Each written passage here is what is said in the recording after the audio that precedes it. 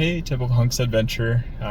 Decided I'd film a little bit more while I do wait for my son. I guess it's still a little bit early here. And something else kind of came to mind. You always think about your parents when they talk about their trips or adventures to get to school or wherever, maybe where they talk about, going uphill both ways, 2 feet of snow, or whatever the jokes are there.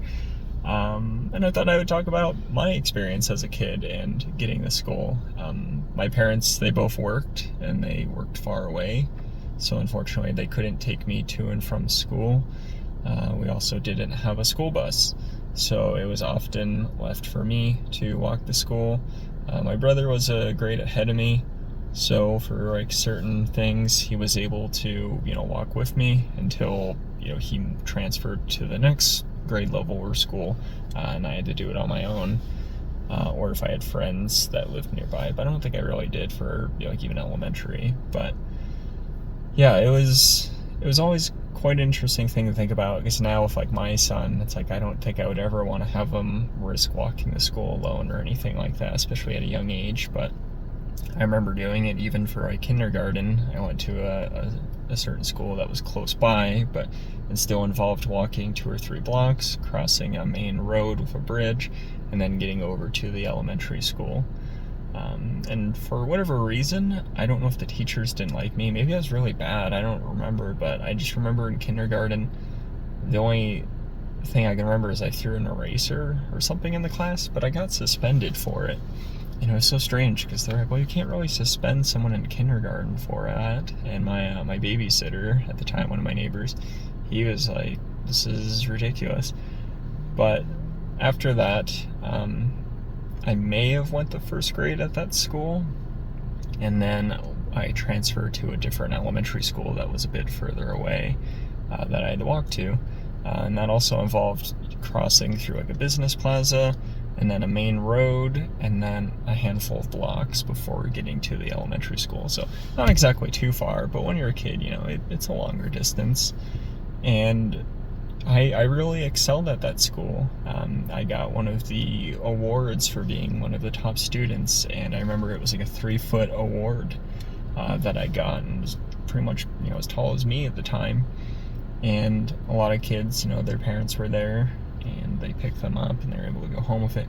Me, I had to walk home with this giant trophy, and just walking multiple blocks. And I don't remember if I dropped it. I don't think I did. If I did, it stayed intact. But yeah, that was quite the walk, and I remember having to do that while carrying that giant trophy. And yeah, that was one of the treks that I had to make. And as I got older and went to middle school, the school was then in a different direction, and that was a lot further away, a lot more blocks, probably a 20-30 minute walk. And there were some shortcuts you could take and get through neighborhoods and things along those lines.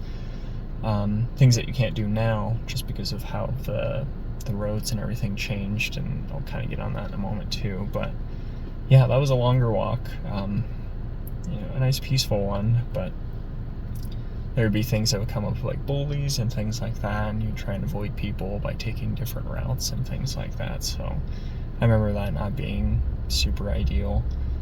And yeah, and then in high school was definitely further away. That was like a 30-40 minute walk that I had to do, and it was an interesting terrain because there was a railroad that kind of went through the part of the city, so you would take this old bridge and you would have to cross over it. So you could either start and walk all the way across the bridge that went over the train tracks and everything. There was a lot of train tracks. It's not like it was just one, it was 5 or 6 that expanded, and it's a big bridge.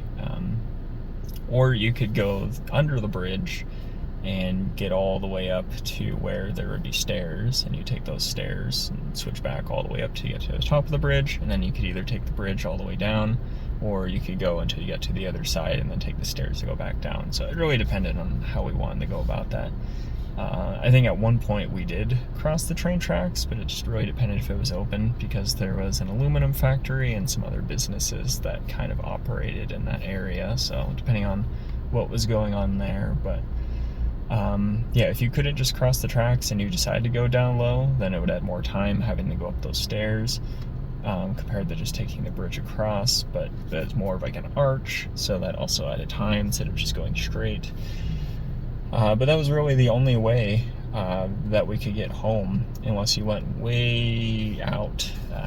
Probably I don't even know what it'd be like walking, but driving it was a good 20 minutes to go all the way along this parallel main road until you got to an area where you could actually cross over the train tracks and then come all the way up and then hook back over to a main road to get to, kind of like where my elementary school was before getting home. So really we just had this one way of getting over to the area.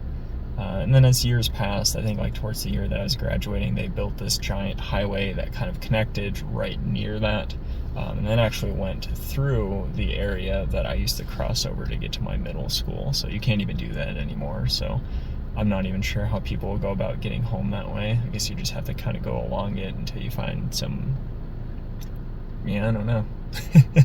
Yeah, I guess I'm glad I don't have to worry about that, but yeah, it's always interesting to think about, these distances and things that people would have to walk. Even for my son in his elementary school, it's about a 7-minute drive, because I filmed 2 videos today, one leaving the school and then one getting here. And one was 7 minutes 23 seconds, the other one was 7 minutes 20 seconds. So it's kind of interesting how those are so tight and close in terms of that. But, a 7-minute drive definitely adds more depending on how you're kind of getting home. There is a field that would go down to our house, but yeah, I wouldn't want to have to do that drive or walk as a kid. And depending on where his middle school and high schools are, it could be a bit further, or there's going to be challenges with busier roads and things like that. So I do hope that I'm available to take him to and from, or if the school bus is available, then that's something.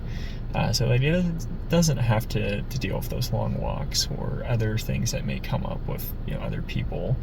Now, of course, you can't control things that happen on the bus as much, but at least there is, a driver or someone kind of supervising things. But yeah, just a quick chat. I thought I would share those memories. I guess one other thing from my childhood and thinking about walks was I had a friend that I went to elementary school with at the first elementary school, and when I went to the next one, I never really saw her again. And I think in one of the summers I saw her at a candy store, I believe, and we kind of chatted for a little bit, and I was like, oh yeah, I remember you. And then in middle school, she ended up going to the middle school that I went to. I think she might have been my first kiss. I don't think it was probably on the cheek or something like that, but still technically, first kiss in terms of that. But she had a bad reputation in middle school for, supposedly sleeping with everyone, and so I didn't want any part of that. In high school, we still were friends and things like that, but, same story there.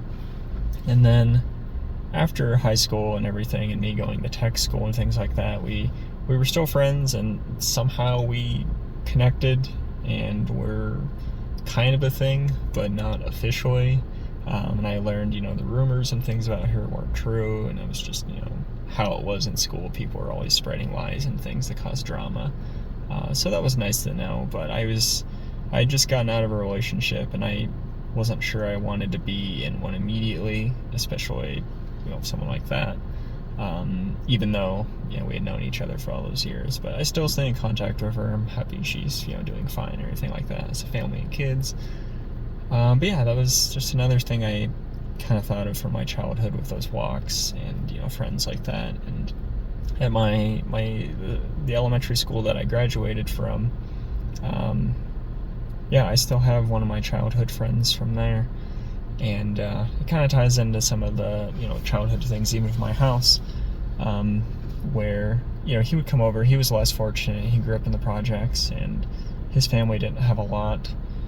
And he would often come over and play video games at my house. But a lot of the games that we would play weren't exactly 2-player. A lot of them were just single-player games. So he would kind of come over and he would just play games, and I would watch, or I would work on my homework or do something else just so he had some time to play. But sometimes he'd get loud, and I remember my dad would get mad at him and tell him to quiet down. But yeah, that's not to say that, all the games were single player. We did have some, 2-player games or other things. We'd have other friends over that we'd play as well. But yeah, I still chat with him to this day.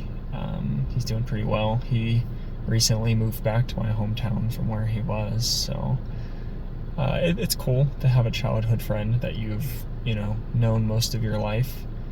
And yeah, I think there might have been 1 or 2 people from the original elementary school that ended up going to either my high school or somewhere from there, but didn't really chat with them as much.